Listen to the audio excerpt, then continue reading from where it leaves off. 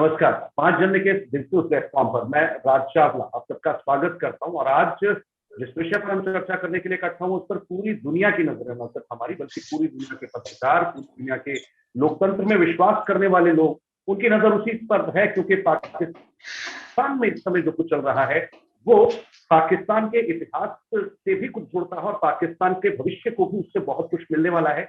पाकिस्तान की supreme court के अंदर और जो कुछ हाल के दिनों में इस मार्च के महीने में पाकिस्तान की संसद में हुआ, इमरान खान सरकार के खिलाफ अविश्वास प्रस्ताव पेश किया गया और इस अविश्वास प्रस्ताव के बाद जिस तरह की सियासत चली, सुप्रीम कोर्ट की नजर उस पर थी और सुप्रीम कोर्ट ने अब आज नेशनल असेंबली में जो भी कुछ अविश्वास प्रस्ताव को लेकर हुआ उसकी रिकॉर्डिंग मान ली है। तो विपक्ष लगातार इमरान सरकार पर हमले बोल रहा है, विपक्ष ने इमरान खान को चोर तक करार दिया, अली बाबा जैसा नाम उनके लिए लिया गया। इस सारे पर चर्चा करने के लिए मेरे साथ बहुत खास मेहमान इस वक्त जुड़े हुए हैं। पाकिस्तान से हमारे साथ लाहौर से अधिवक्ता हैं, एडवोकेट हैं, सीनियर एडवोकेट तारिक बशीर साहब, और कॉन्स्टिट्यूशन मामलों में आपका बहुत दखल रहता है। आप पाकिस्तान के आइन को बहुत गहरे से जानते हैं और उसकी व्याख्या, उसका इंटरप्रिटेशन किस तरह से होगा, जो कुछ कोर्ट में इसमें पूछा जा रहा है और जो कुछ संसद में असेंबली में हुआ, उस पर हम चर्चा आपसे करेंगे। साथ ही गुल बुखारी हमारे साथ इस वक्त ब्रिटेन से हैं, इंटरनेशनल रेनोन जर्नलिस्ट, कॉलमनिस्ट, भारत के भी कई पब्लिकेशन के लिए लिखती हैं, पाकिस्तान के लिए भी और इंटरनेशनली। साथ ही महेश दत्त जी हमारे साथ 5 जनवरी में हमारे सहयोगी भी हैं, पाकिस्तान के मामलों को बहुत बारीकी से देखते हैं। और इसके अलावा 5 जनवरी के हमारे सहयोगी संपादक आलोक गोस्वामी जी जो कि अंतर्राष्ट्रीय मामलों पर हमेशा नजर रखते हैं। सबसे पहला मेरा सवाल लाहौर में तारिक बशीर आपसे, चूंकि आर्गूमेंट होने से कोर्ट से एक तो ये आया कि कोर्ट ने जो है असेंबली में जो भी कुछ नो ट्रस्ट क्वेश्चन के टाइम में हुआ उसकी रिकॉर्डिंग मांगी, और क्या क्या आर्गूमेंट रखे जाने को मुझे लगता है कई लोगों को आज मौका दिया गया आर्गूमेंट रखने का। क्या कुछ फिल्टर होकर आप तक सामने आ रहा है? ये तो आपने कहा कि आप कोर्ट में नहीं, हुआ क्या? हाँ, ये उन्होंने एक्चुअली रिकॉर्डिंग नहीं मांगी। Basically Dev actually asked for the minutes, जो कि वहां पे जो obviously is quite different from a recording, if you know what I mean. तो बाकी जो आर्गुमेंट्स हो रहे हैं वो तो मीडिया पे आ ही रहे हैं, वो सब लोग इस चीज के ऊपर वो फोकस कर रहे हैं कि क्या जो आर्टिकल 69 जो है कॉन्स्टिट्यूशन का, क्या वो प्रोटेक्शन देता है जो सारी कार्रवाई होती है उसके अंदर पार्लियामेंट के अंदर या नहीं।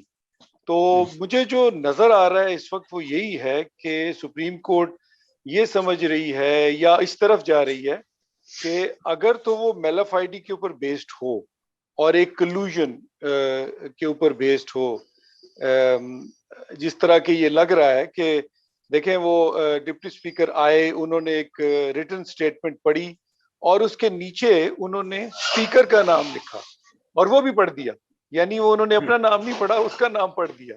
उससे पहले लॉ मिनिस्टर वहां पे खड़े हुए, उन्होंने कहा कि जी ये मैं आर्टिकल 5 पढ़ना चाहूंगा, जो कि एक बिल्कुल ही जनरल सा आर्टिकल है कि आप लॉ को एडहेयर करेंगे पाकिस्तान के लिए।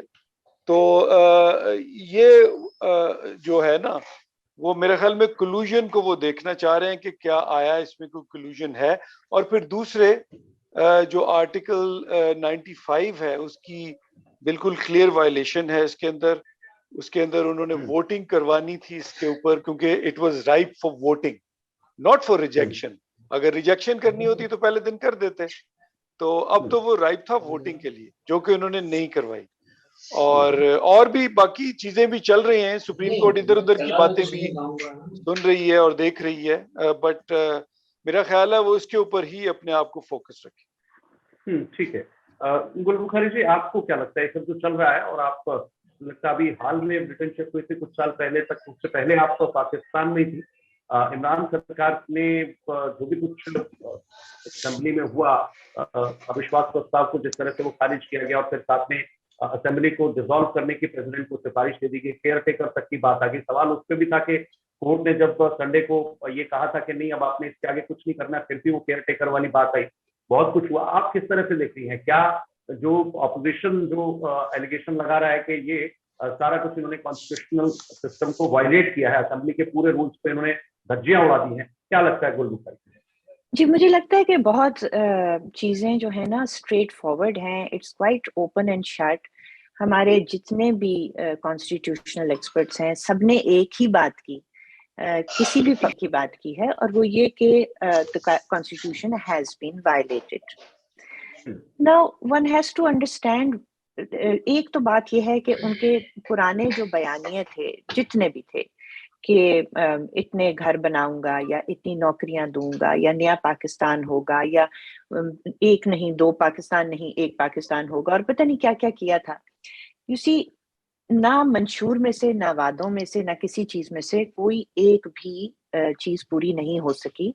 करप्शन करप्शन लगाया हुआ था, पैसे लेके आऊंगा, इतने बिलियन पाकिस्तान से हर साल जाता है, इसलिए यहाँ गुर्बत है, लेकिन गुर्बत तो पहले से बढ़ गई। जो पैसे कहते थे लोग लेकर बाहर चले गए, मैं निकाल के लाऊंगा, वो उनमें से 1 रुपया भी नहीं आया, बल्कि वो पैसे मंगाने के चक्कर में कोई 65 मिलियन डॉलर पाउंड इनको देने पड़ गए कवे मुसवी को, उल्टा। तो इनके सारे बयानिए गए थे पिट। दूसरी एक चीज और आ रही थी कि इलेक्शन जब भी होगा, वो इस साल हो या अगले साल हो, तो इनको नजर आ रहा था कि ये इलेक्ट होकर नहीं आ सकते। उसी वजह से इन्होंने इतना लंबा झगड़ा डाला और कहा कि ये फैज हमीद यहाँ से नहीं हटेगा। इनका पता नहीं क्यों ख्याल है कि फैज हमीद वो सारे काम इनको करके देगा दोबारा, जो 2018 में पूरी आर्मी ने मिलकर किया था। उस वक्त फैज हमीद एक पूरी जो इंस्टीट्यूशन है या ऑर्गेनाइजेशन है, उसकी बैकिंग थी उनके पास, और उन्होंने जो जो काम करके दिए, चाहे मीडिया को जदोकोब किया, चाहे दूसरी पार्टियों के मेंबरान को जदोकोब करके इनको लेकर इनको ला कर दिया, चाहे नैब को इस्तेमाल करके लोगों को गिरफ्तारियां करवा दी, या कोर्ट्स को इस्तेमाल करके लोगों को नाअहल करा दी। तो इनके लिए एक मैदान सजाया बनाया गया था। तो इसीलिए ये समझ रहे कि इलेक्ट होकर मैं नहीं आ सकता। अब तो इसलिए वो कहते थे कि फैज हमीद मेरे साथ रहेगा, तो जो कि मेरे ख्याल में एक पॉसिबिलिटी नहीं है, क्योंकि अगर आर्मी एज एन इंस्टीट्यूशन ये नहीं करना चाहती, तो उसमें एक या दो लोग आपको ये सारा कुछ डिलीवर करके नहीं दे सकते। It has to be a organisational decision anyway. अब बात यह है कि अगर तो आप कॉन्स्टिट्यूशनली ये चलते, अब आपने सुना है कि कॉन्स्टिट्यूशन को वायलेट किया जाता है, अपनी पावर पे कब्जा, पावर को मजीद चलाने के लिए, उसमें रहने के लिए। लेकिन यहाँ आपने ये देखा कि आइन को बज़ाहिर तोड़ा गया अपनी हुकूमत खत्म करने के लिए। So, हुकूमत खत्म करने का मकसद ये था, और पार्लियामेंट को डिसॉल्व करने का मकसद ये था कि जो ऑपोजिशन होती है उसके कोई चेक्स एंड बैलेंसेस होते हैं इंटरिम सेटअप के अंदर, जिससे धांधली की रोकथाम होती है। उन्होंने उनको आउट कर दिया सिस्टम में से। वो समझते हैं कि अब इंटरिम भी, पिछले भी हम थे, इंटरिम भी हम होंगे, और इंटरिम होने की वजह से हम ऐसे मेजर्स करेंगे इन प्ले जिनसे हम धांधली करके और अगली हुकूमत में आ जाएंगे, क्योंकि वोट लेकर हम नहीं आ सकते। ठीक, तो इसीलिए जो ये मामला कोर्ट में गया है, और ये बहुत एक संगीन किस्म का काम हुआ है, जिस तरीके से कोर्ट में डिले किया जा रहा है और बिल्कुल बेमायनी किस्म के वहां पे सवाल जवाब 4 दिन से चल रहे हैं। ये मुल्क है 220 मिलियन का, जिसमें 15 मिनट में कोर्ट को फैसला कर देना चाहिए था। ये मुल्क बगैर पार्लियामेंट के चल रहा है, बगैर हुकूमत के चल रहा है, और बगैर प्राइम मिनिस्टर के चल रहा है। ये अपने आप को कह रहे हैं कि मैं प्राइम मिनिस्टर हूँ, लेकिन देखें लीगल पोजीशन क्लियर नहीं है। तो ये जो इल्तवा है, जो देर कराई जा रही है सुप्रीम कोर्ट में, वो इसलिए कि हम बाकी चीजें फिक्स कर लें, ऐसे ऐसे काम कर लें जिनसे जब हम इलेक्शन में जाएंगे तो हम पूरी प्रॉपर किस्म की धांधली कर सकें। सो this is what has happened. ठीक है, आपने जो कहा बड़ा इंटरेस्टिंग है कि जानबूझ करके इस तरह का डिले किया जाना या ये इस तरह के टैक्टिक्स ऑप्ट किया जाना कि इंटरिम मेजर्स के लिए उनके पास थोड़ा स्कोप रहे। और ये भी बड़ा अनफॉर्चुनेट है कि इस समय कोई हुकूमत नहीं होना और असेंबली में नहीं होना, तो कैसे पाकिस्तान चल रहा है, ये भी एक बहरहाल ये मुझे लगता है फौरी काम है। महेश जी के पास जरा आता हूँ। महेश जी, गुल ने कहा कि ये सारा कुछ जो कर रहे हैं ये कॉन्स्टिट्यूशनली वायलेशन ही है, शायद ये कुछ और पाकिस्तान की कोर्ट में इतनी देर लगनी नहीं चाहिए थी, वो भी एक टैक्टिक के तरीके से है। कैसा समझ में आता है आपको इमरान खान गवर्नमेंट के ये स्थान? क्योंकि ये तो साफ है कि इकोनॉमी के फ्रंट पर और गवर्नेंस के फ्रंट पर करप्शन का मामले हैं और ये फेल होते नजर आए, क्या लगता है? जी बिल्कुल ऐसा ही है। और अगर जहां तक ये जो मेलाफाइडी की बात है जो गुल ने उठाई, वो तो वहां से भी नजर आती है कि जिस समय बहस चल रही थी और जिसका तारिक ने भी जिक्र किया कि जो डिप्टी स्पीकर थे वो कागज लेकर आए थे जिसमें से उन्होंने पढ़ा और स्पीकर का नाम नीचे तक पढ़ दिया, उसमें कुछ चीजें जो और सामने आई हैं कि जो स्पीकर थे उन्होंने दरअसल इमरान खान की मर्जी से डिसीजन देने को मना कर दिया था और उनको घर बिठा दिया गया था इसके लिए कि आप घर ही रहिए, या प्रेसिडेंट के पास थे, घर में थे, जहां भी थे वो। लेकिन in law basically he was asked not to come, in a way he was hostage, so basically he was not allowed to come, and then on his behalf deputy speaker had to do what he did. And imagine कीजिए कि जब वो आते हैं immediately Fawad को कुछ बोलने के लिए कहा जाता है, फवाद एक कागज निकाल के पढ़ते हैं, जो लॉ मिनिस्टर है हमारे फवाद चौधरी, और उसके इमीडिएट बाद असद एक ये जो हमारे डिप्टी स्पीकर हैं वो एक कागज निकालते हैं और वो उसमें से पढ़ते हैं। तो दैट मींस कि basically things were already fixed, like गुल इज सेइंग, चीजें पहले से तैयार थी। आप बेसिकली एक ड्रामा इनेक्ट कर रहे थे, क्योंकि अगर स्पीकर को कोई फैसला या डिप्टी स्पीकर को फैसला देना था तो वो सुनने के बाद कुछ अपनी बात कहते हैं, लेकिन वो तो लिख कर लाए। महेश एक बात ऐड करूं, आपने बहुत अच्छी बात की कि पहले से फिक्स था, पहले से तैयार था। ये जो रूलिंग थी ये पहले से लिखी हुई थी, तो इसका मतलब है कि ये कार्रवाई पार्लियामेंट में नहीं हुई, ये प्री रिटन प्री प्लान थी। एक चीज और प्री प्लान आप देखिए, हमें क्योंकि पता है, हम क्योंकि खबरें उस वक्त एक तरफ हम पार्लियामेंट की प्रोसीडिंग्स देख रहे थे, दूसरी तरफ दूसरी खबरें भी मॉनिटर कर रहे थे। तो पीटीवी का जो अमला था वो प्राइम मिनिस्टर हाउस गया हुआ था उनकी रिकॉर्डिंग करने। तो जो पीएम ने भी बाद में कहा ना कि ये तो रूलिंग रिजेक्ट हो गई है, अब मैं असेंबली डिसॉल्व करता हूं, वो रिकॉर्डिंग उन्होंने वहां कार्रवाई से पहले की हुई है। Even that is very much उसका प्रूफ है। हमारे पास टाइम पता है कि पीटीवी ने किस टाइम पे उनकी रिकॉर्डिंग की थी। सो everything that has been done has been unconstitutional. Sorry to interrupt, carry on. No, you're absolutely right. I was coming to that only. After this, the sequence is very clear. You rightly pointed out, ये सारा कुछ बिल्कुल dramatic तरीके से था, scripted था।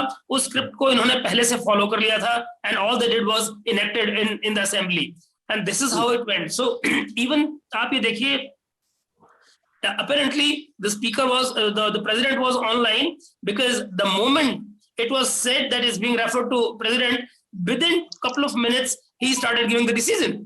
The assemblies are dissolved, and immediately thereafter Imran comes on television and announces his decision. So it is very much open and shut case, as you rightly said, and every constitutional expert in Pakistan has been saying this, that it's a blatant abuse of democracy which is happening right now. So this, and as you said of economy is there is very little to speak of right now. I am told today the dollar rate has gone to 185 rupees 30 paisa jump again today.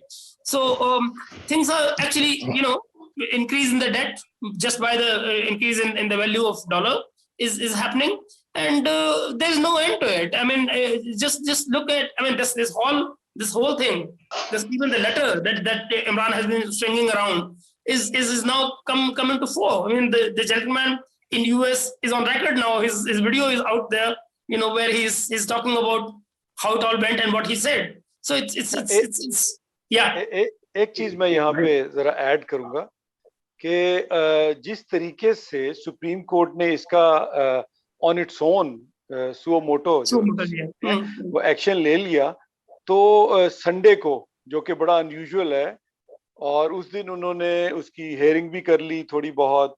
तो अगर इतनी उनको जल्दी थी और इतना ही एक, as you said, के ब्लेटेंट एक्ट था, हर बंदा कह रहा है, तो सुप्रीम कोर्ट को भी ये नजर आ रहा था, तो they should have pass some interim order और सब चीज रोकनी चाहिए थी उनको कि ये जो हो रहा है, बट स्टिल अभी भी मेरे ख्याल में कुछ इतना नहीं बिगड़ा, क्योंकि अभी भी अगर इसको ये 1-2 दिन में कंक्लूड कर दें तो मेरे ख्याल में कोई इतनी प्रॉब्लम नहीं होगी। और दूसरा मैंने ये भी सुना है, ट्विटर पे ही मैंने देखा कि कुछ लोग कह रहे हैं कि जो establishment division the cabinet division जो है वो इमरान खान साहब को as per the president's advice interim prime minister का नोटिफिकेशन अभी तक इशू नहीं किया, जो कि उनको करना चाहिए। और वो ये कह रहे हैं कि because you are not a legal prime minister therefore we are not issuing that. That's quite interesting. That's quite interesting. Yeah. ये भी है। लगता है कि तारिक बशीर साहब मुझे जोड़नी और शायद आपसे पूछ लूं, ट्विटर पे जो चल रहा है वो एक बात थी, और जो खबरों में आ रहा है सुप्रीम कोर्ट ने संडे को, जब आप कह रहे बड़ा अनूठा था लेकिन हुआ, सुप्रीम कोर्ट ने उस दिन कहा था कि उनकी इजाजत के बगैर राष्ट्रपति या प्रेसिडेंट एक मिनट रुकिएगा यहाँ पे इमरान को केयरटेकर। जी बोलिए। हाँ राज, एक मिनट यहाँ पे मैं ऐड करूंगा। एक्चुअली उसकी लैंग्वेज थोड़ी सी डिफरेंट है। उन्होंने ये नहीं कहा था कि आप रुक जाइए, उन्होंने ये कहा था कि all the steps that the prime minister and the president take from now on will be subject to the final outcome of this case.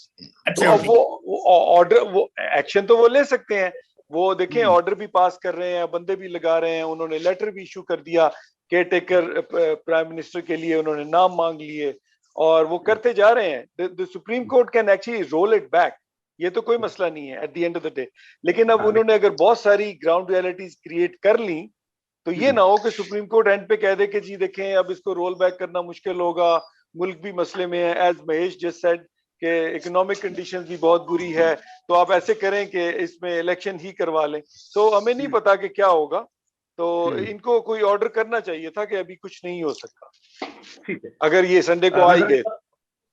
जी, मैं एक बार आलोक जी को, आलोक गोस्वामी जी हमारे सहयोगी संपादक एसोसिएट एडिटर 5 जन के, आलोक जी लगातार जो हमारे मेहमान कह रहे हैं कि कॉन्स्टिट्यूशन वायलेट हुआ, इधर विपक्ष भी लगातार कह रहे हैं, शेरी रहमान तो कहेंगे गद्दार है, इन्हें सबक सिखाया जाएगा, कोर्ट का फैसला भी आएगा, और विपक्ष जो है चुनाव से भाग नहीं रहा है।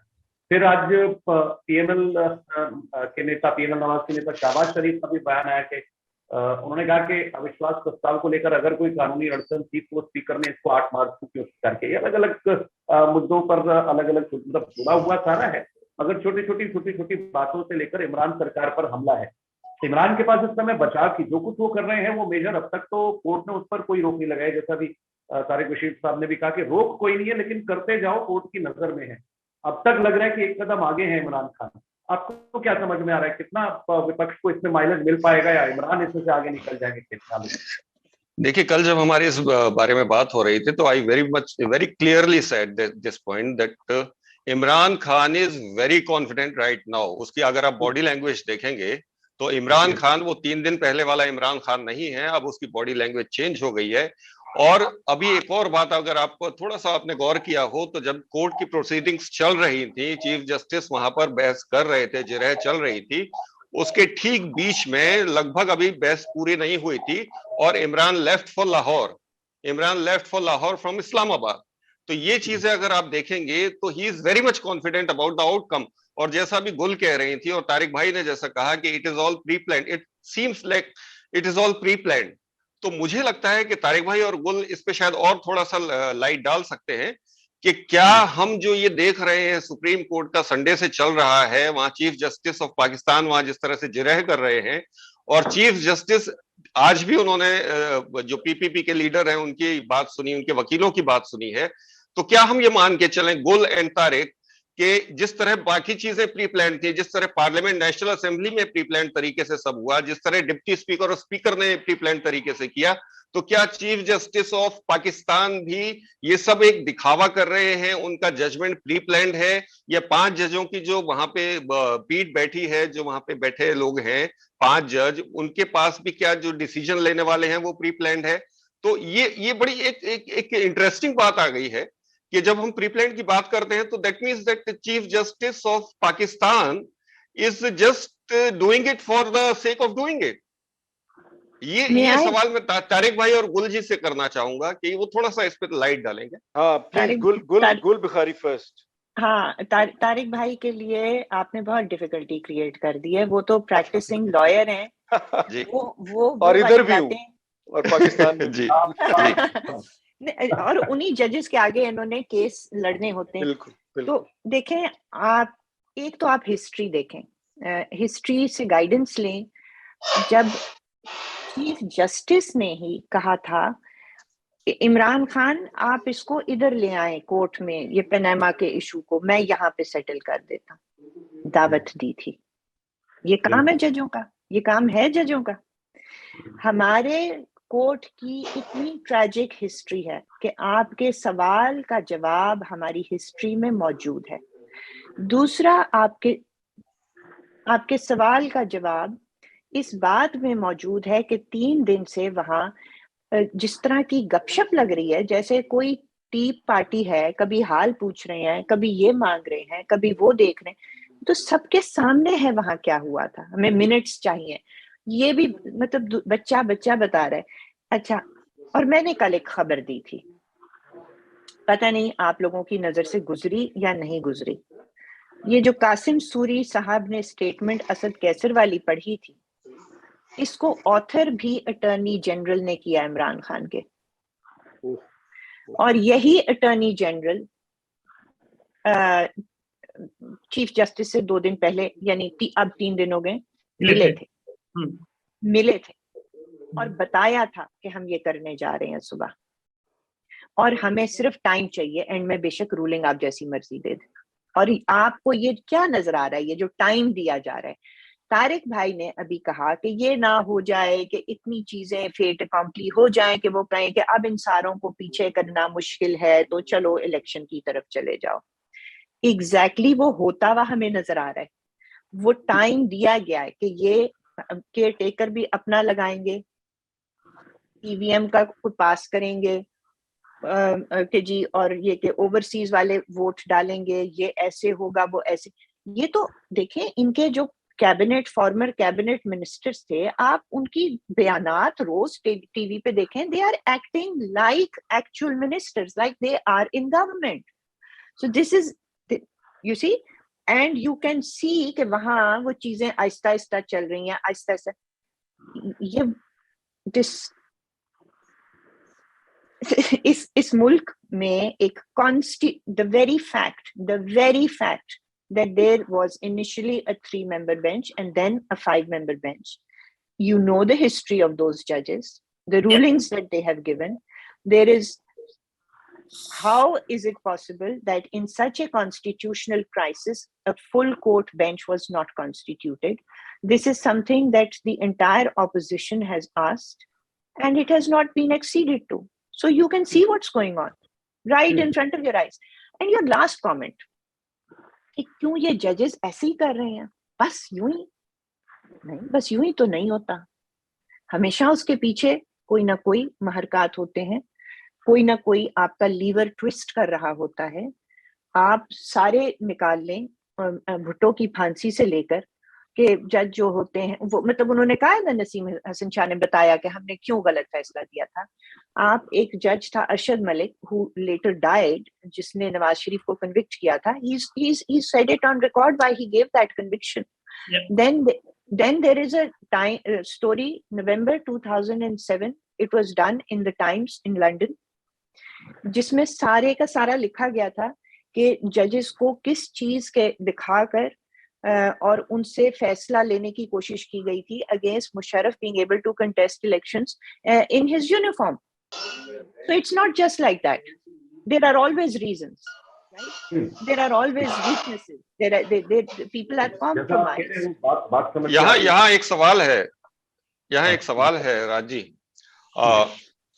अभी दोपहर में, मेरे ख्याल से दोपहर भी नहीं, थोड़ा अर्ली, सुबह के थोड़ा बाद में इलेक्शन कमीशन पाकिस्तान का एक स्टेटमेंट आया है कि हम 3 महीने में इलेक्शन नहीं करा सकते हैं, वी वांट 6 months एटलीस्ट। तो ये भी उसी एक प्लान का मुझे लगता है कि एक पार्ट है। और तारिक भाई, एक बात मैं यहाँ सवाल एक पूछना चाह रहा हूँ कि ये बार बार जो एक जिक्र आता है कि अभी दोपहर का ही एक इंटरव्यू एक टेलीविजन चैनल पे इमरान दे रहे थे, उसमें भी उन्होंने within a span of half an hour, he took 7 times India's name. He took India's name 7 times and he mentioned Prime Minister Modi. तो मैं यहाँ तारिक भाई से ये पूछना चाहता हूँ कि इधर पिछले 3-4 दिनों में ये इंडिया के लिए इतना प्यार कैसे उमड़ पड़ रहा है इमरान खान को? और वो सिर्फ इमरान में नहीं, पाकिस्तान के मीडिया में भी चल रहा है। मैं आपको बताता हूँ, कॉन्स्टिट्यूशन का वायलेट नहीं किया, ये वो नाम ले रहे हैं। और पहले 2 बार फॉरेन पॉलिसी को लेकर, इंडियन फॉरेन पॉलिसी को लेकर भी बात की। जी बशीर साहब, सॉरी। नहीं, ये बेसिकली मैं तो सबसे पहले तो मैं गुल बुखारी साहबा का थोड़ा सा उसके ऊपर कमेंट कर दूं। इतनी ज्यादा ब्रूटल तरीके से हिस्ट्री तो है जुडिशियल हमारी, लेकिन अब वी कैन ओनली होप कि इस दफा they can write all those wrongs by giving a good decision जो कि बेस्ड अपॉन कॉन्स्टिट्यूशन भी हो और लॉ भी हो। और लेकिन as she said, I would totally agree with her that history is not on our side.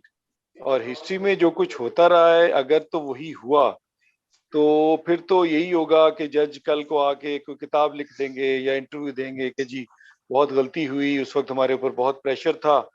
तो ये वाली चीजें तो जाहिर है होती रही हैं यहाँ पे। तो बाकी ये जो इंडिया के लिए प्यार जगा, मेरे जाती ख्याल में ये जो कुछ हो रहा है, this is pretty uncalled for. इसकी जरूरत नहीं है, very irresponsible, very reckless for a prime minister to do.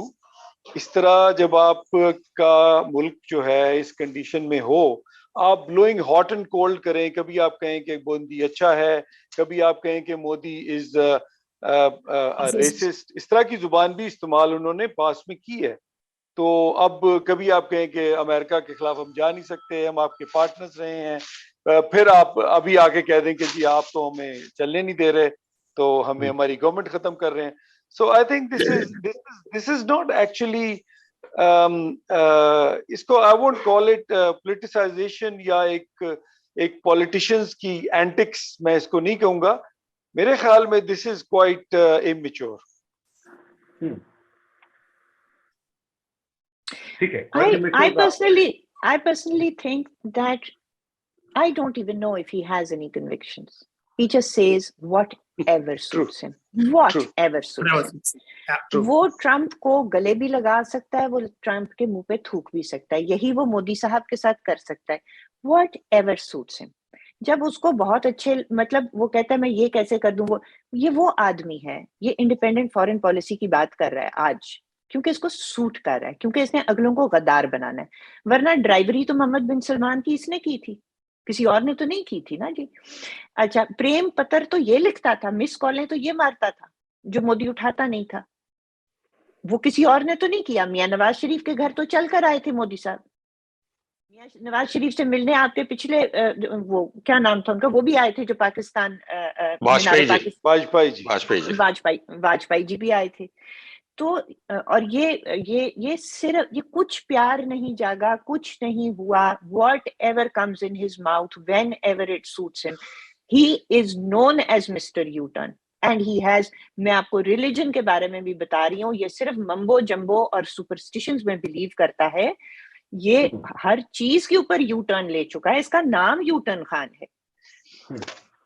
एक स्टेटमेंट मुझे याद आ रहा था, अभी बेनजीर भुट्टो ने कहा था कि आई होप कि Imran will not do ball tampering, तो उसी से पता लगता है कि आई होप कि नहीं करेगा, तो उससे पता था। तो ये देखें वो कितनी होशियार खातून थी, क्योंकि उन्होंने वो सेम यूनिवर्सिटी में थी देर एक ही टाइम पे, तो वो इसकी जो खसलत है ना, वो पहचानती थी that he is basically a cheat, he is not an honourable person, he is a cheat, and she knew him back then. ठीक है, लेकिन आपने एक जो बात कही वो मुझे अभी भी समझ में आता है कि इतना बड़ा कॉन्स्टिट्यूशनल क्राइसिस पाकिस्तान में चल रहा है और आप बिना गवर्नमेंट के सब कुछ, और सुप्रीम कोर्ट भी अगर 2 घंटे 1 घंटे 1.5 घंटे के अंदर पूरे दिन का निपटारा कर देती है तो पूरा दिन लगा देती, फिर इस तरह से दिन पर दिन, और फिर ये सीक्वेंस में आया कि चुनाव आयोग के नाना किसी भी सूरत में 3 महीने के अंदर तो हम नहीं करा सकते और टाइम चाहिए। ये पोजीशन, ये स्टैंड उनको सुप्रीम कोर्ट में, अभी तो स्टेटमेंट आया, सुप्रीम कोर्ट में भी स्टैंड चला जाएगा, क्योंकि इलेक्शन की बात तो आनी है देर से। कैसे होगा वो देखते हैं। आलोक जी, पूरे सिनेरियो को अगर कंक्लूड करना, आप समय कम जरा 1-1 मिनट की टिप्पणी में चारों से ले लूं, आपसे शुरू कर रहा हूं, इसको कंक्लूड कैसे करें? सुप्रीम कोर्ट और पूरे पाकिस्तान का ये ड्रामा ये किस दिशा में जाता दिख रहा है? देखिए, मुझे लगता है कि पाकिस्तान का जो सुप्रीम कोर्ट है वो भी एक तरह से, जो मैं गुल से बिल्कुल इत्तेफाक करता हूं। गुल का कहना बिल्कुल, मुझे पता नहीं क्यों, आई एग्री विद गुल कि ये सब प्री प्लान तरीके से चल रहा है। नहीं तो सुप्रीम कोर्ट जैसा एक जिम्मेदार एक ऑर्गेनाइजेशन, एक इंस्टीट्यूशन इस तरह से एक एक घंटे की सुनवाई करके इस मसले पर, जिसको वो सुओ मोटो वो उसने उसको लिया है, सुओ मोटो लेने के बाद में आपने पूरा दिन उस दिन खराब किया, फिर अगले दिन के लिए तारीख ले ली, और आज अगर हमें लग रहा था, मुझे पर्सनली ऐसा लग रहा था कि आज शाम तक इसका कोई ना कोई फैसला आ जाएगा और हम सब के सामने एक क्लियर पिक्चर सामने होगी कि आगे क्या होने वाला है। इमरान आएंगे, शाहबाज आएंगे, या डिसॉल्व हो जाएगा और इलेक्शन की डेट घोषित हो जाएगी। लेकिन अभी ऐसा नहीं लग रहा है, तो ये एक सस्पेंस बना हुआ है। मुझे लगता है कि अभी इसमें 2 दिन में ये क्लियर हो सकता है। ठीक है, महेश दत्त जी ने कल कहा था चर्चा में कि ये ज्यादा से ज्यादा आज या 1 दिन और 2 दिन में, लेकिन आज जो बात हो रही है उससे लग रहा है कि जल्दी होगा। महेश जी देखिए, अगर ये कल नहीं होता है तो आप ये मान लीजिए कि जुनेजो वाले मामले पे जा रहा है, जैसा पहले जुनेजो वाले वक्त में हुआ था कि भाई फिर ये वही जो अभी कुछ देर पहले तारिक भाई भी कह रहे थे कि अल्टीमेटली कि वेट फॉर इलेक्शंस, अल्टीमेटली आपको इलेक्शन तो चाहिए था, तो लीजिए 2 महीने में इलेक्शन रह गए हैं तो इलेक्शन ही करवा लीजिए। लेकिन इन सबसे परे आपने कुछ देर पहले मुझसे सवाल किया था इकोनॉमी के बारे में, और उसमें कुछ नई डेवलपमेंट जो कल रात हुई उस पर हम टिप्पणी किए बिना शायद ये कंक्लूड ना हो पाए, और वो ये कि IMF बैकआउट हो चुका है।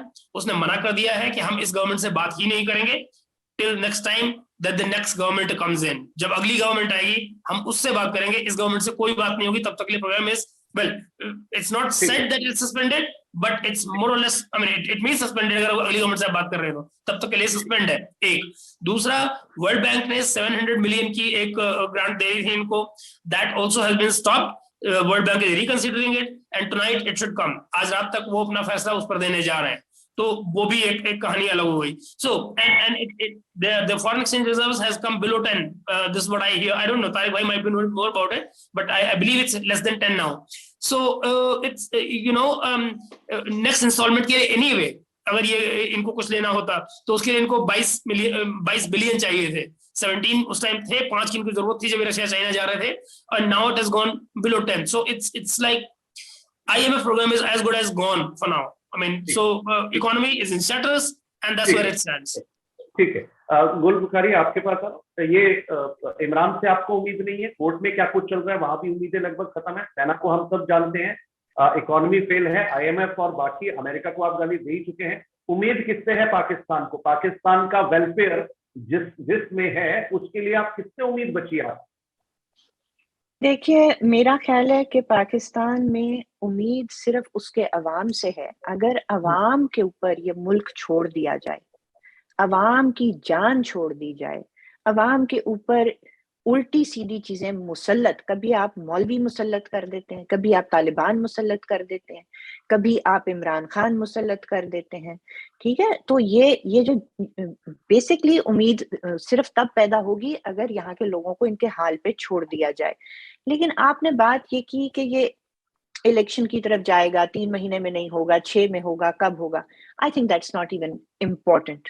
The really important thing is that this constitution has been violated, and if that is ignored and if the court says कि चलो अब तो हो गया, अब तो नजरिया जरूरत, तो फिर इस मुल्क का बेड़ा गर्क हो जाएगा, क्योंकि कानून की रिस्पेक्ट आइंदा आने वाला कोई भी नहीं करेगा। Supreme court has to set this precedent. It is really important. Sometimes, the argument is used that we cannot afford to roll back everything. I think this country cannot afford not to roll back everything which is going on right now, and to settle this matter कि ये आइन की violation हुई है और ये allow नहीं की जाएगी।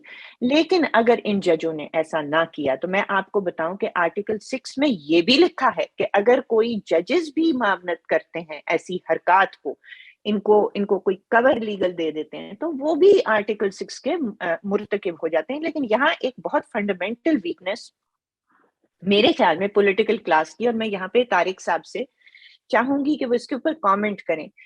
मैंने तो इसको आम अल्फाज में कहा था कि भाई अब वक्त आ गया है कि जो पॉलिटिशियंस हैं वो थोड़ा अपना कद लंबा करें और अपने मामलात अपने तक रखें और सुप्रीम कोर्ट को जरा चीजों से बाहर निकालें। अब जिस तरह इन्होंने रूल्स के मुताबिक वहां बैठकर वोट काउंटिंग की, प्रॉपर प्रोसेस के तहत 197 votes against Imran Khan count किए, तो फिर लीडर ऑफ द हाउस के लिए किसी को कॉन्फिडेंस का वोट लेने का काम भी कर लेते और फिर उससे नोटिफिकेशन करवाते उसकी और अपने मामले अपने पास रखते, बजाय हर चीज सुप्रीम कोर्ट को दे देने के। सुप्रीम कोर्ट ने इस मुल्क की जड़ों में पानी दिया हुआ है 75 साल से।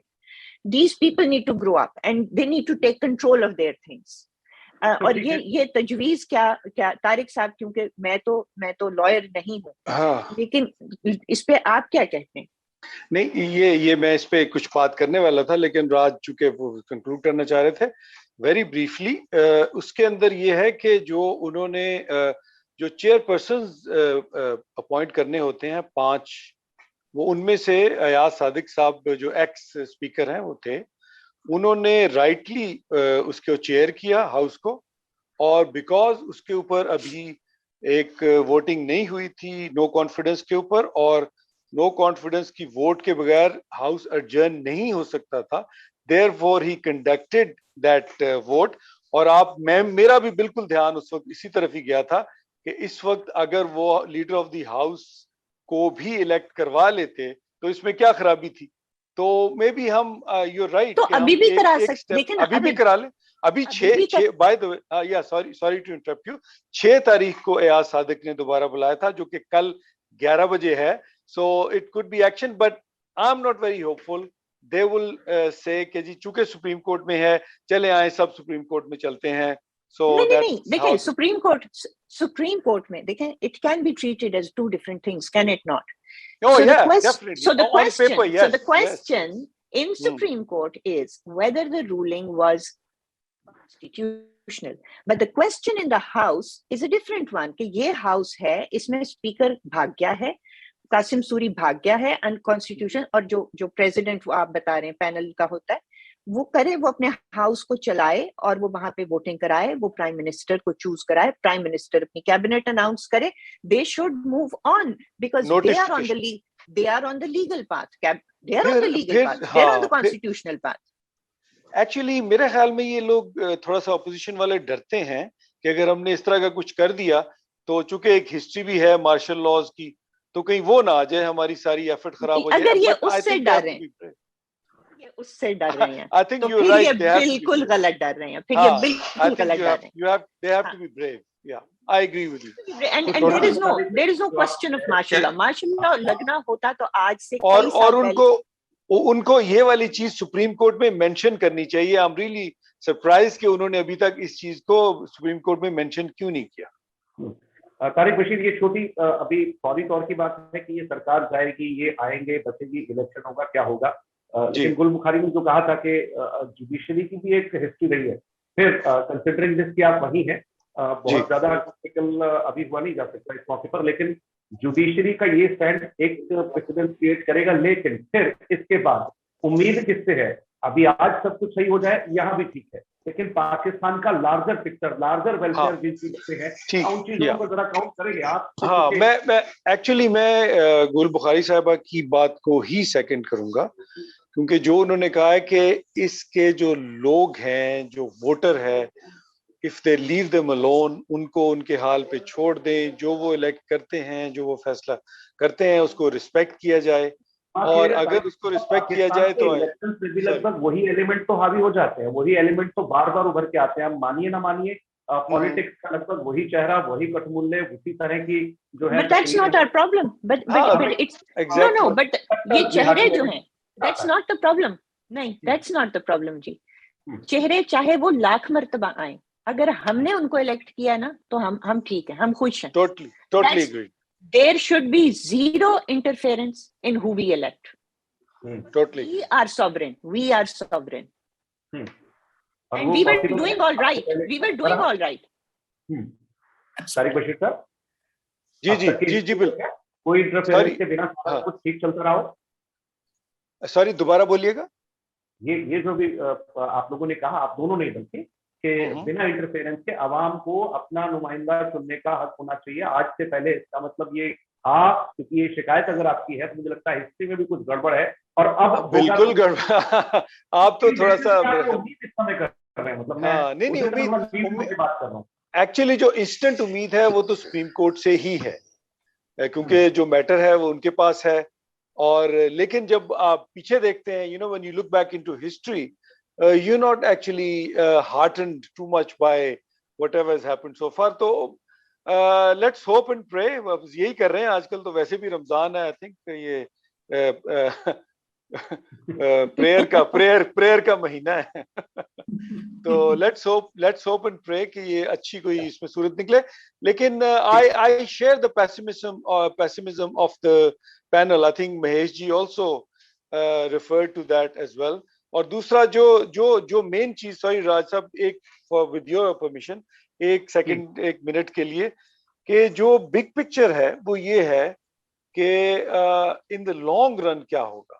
In the long run the economic situation, the regional geo strategic internal जो एक आपके मामलात जो फड्डे होते हैं, डिफरेंट एरियाज, उनकी जो प्रॉब्लम्स होती हैं, उनके साथ कैसे निपटा जाएगा with an increasingly depleting society, depleting in the sense कि फाइनेंशियली डिप्लीटिंग एज वेल। तो ये मुझे नहीं समझ आती कि इसको ये कैसे रोकेंगे, इस सारी डिप्लीशन को। तो अगर तो ये कल सुप्रीम कोर्ट, लेट्स से कल परसों, उससे अगले दिन, let's give it till Friday तक कोई फैसला इसको टोटली रिवर्स कर देती है, शहबाज शरीफ आके 3 महीने में कुछ थोड़ा बहुत एक फील गुड फैक्टर लाते हैं सोसाइटी में, इकोनॉमी में, फिर इलेक्शंस होते हैं और वो लार्जली फेयर एंड फ्री होते हैं, और उसके बाद कोई गवर्नमेंट नहीं आती है, तो I think in the next year और 2 Pakistan might be on the road back to a bit of recovery. Otherwise, उसके अलावा तो I can see quite a bit of chaos. ठीक है तारिक बशीर साहब, एक तो ये कि आपने दो मौके पर जरा डिस्कशन की डायरेक्शन ठीक की, उसके लिए आपका बहुत बहुत शुक्रिया। और फिर ये कि ये उम्मीद करने के जो अभी बीच में टाइम बाइंग हो रही है, इंटरिम मेजर उसमें क्या कुछ होते हैं, और फिर फ्री एंड फेयर इलेक्शन तक की चर्चा, then again it's a big question. और साथ में गुल बुखारी जी ने भी इसमें बहुत जबरदस्त तरीके से पाकिस्तान की इमरान खान की हुकूमत और उससे पहले पाकिस्तान की जो पुरानी हुकूमत रही उसको भी हिस्टोरिकली कैसे सम अप किया, वो एक पिक्चर सामने हम सबने देखी है। आप दोनों का, तारिक बशीर साहब और गुल बुखारी जी, आपका बहुत बहुत दोनों का धन्यवाद। महेश दत्त जी आपका, आप मेरे सहयोगी हैं, और हमारे एसोसिएट एडिटर पार्जन्य के आलोक गोस्वामी जी, इस चर्चा में आप लोग गुजरे, लेकिन सवाल बहुत बड़ा बाकी है मुझे लगता है कल के लिए भी। और जब तक सुप्रीम कोर्ट किसी ना किसी नतीजे पर नहीं पहुंचती, तो रूलिंग नहीं आती, क्या होगा पाकिस्तान का फेट, अगेन एक बड़ा क्वेश्चन मार्क है। आप सबका बहुत बहुत शुक्रिया इस चर्चा में जुड़ने के लिए। Thank you very much. नमस्कार। Thank you.